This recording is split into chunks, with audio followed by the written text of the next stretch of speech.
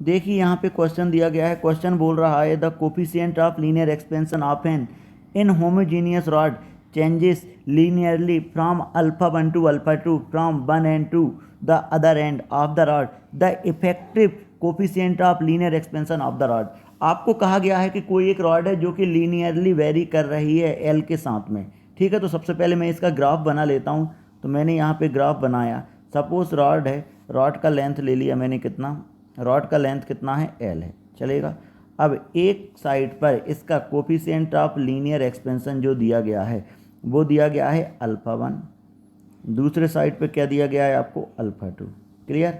अब अल्फ़ा 1 से अल्फ़ा 2 पे क्या हो रहा है, वेरी कर रहा है, किसके अलॉन्ग, लेंथ के अलॉन्ग, x इक्वल टू 0 से l। क्लियर है। अब सबसे पहले मैं इसके लिए स्ट्रेट लाइन का फंक्शन लिख लेता हूँ। अब हम जानते हैं y equal to m x plus c. बाय का काम किसने किया, अल्फ़ा ने, कोई कांस्टेंट अल्फ़ा मान लिया। ठीक है, m का काम किया किसने, टेन थीटा ने।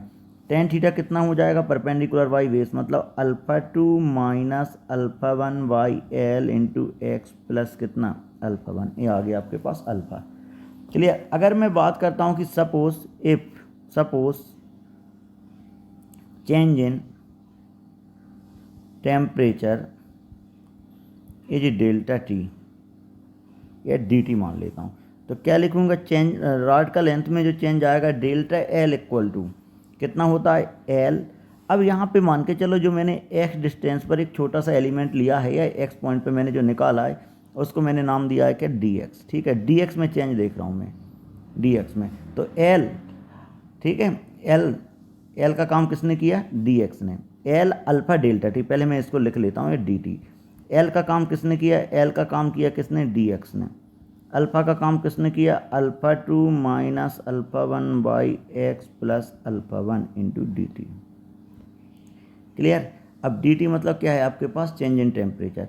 डी टी रख दो या डेल टी रख दो, बट टेम्परेचर तो आपके पास क्या कांस्टेंट है, इसको मैं डायरेक्ट बाहर निकाल सकता हूँ। तो मेरे पास जो इंटीग्रेशन हो रहा है alpha 2 minus alpha 1 by L x plus alpha 1 into कितना, डी एक्स। ठीक है, डेल्टा टी को मैंने बाहर निकाल दिया, डेल्टा टी को डी टी के फॉर्म में कन्वर्ट कर दिया, तो क्या आ गया आपके पास है, डेल्टा एल।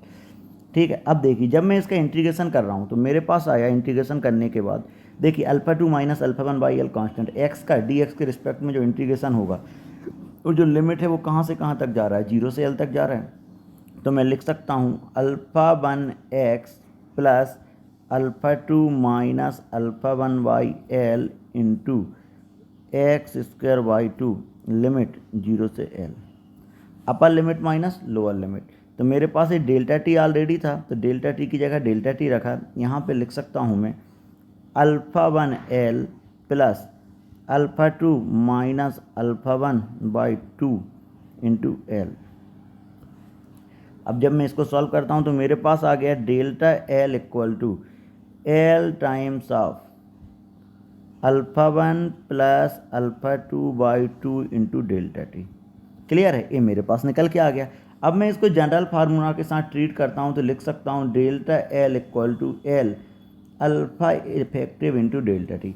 अब जब मैं दोनों को कंपेयर करता हूँ तो मेरे पास आ गया alpha effective equal to alpha 1 plus alpha 2 by 2, जो कि मेरे पास ऑप्शन नंबर बी में दिया गया है। Hope you understand the solution. Thank you.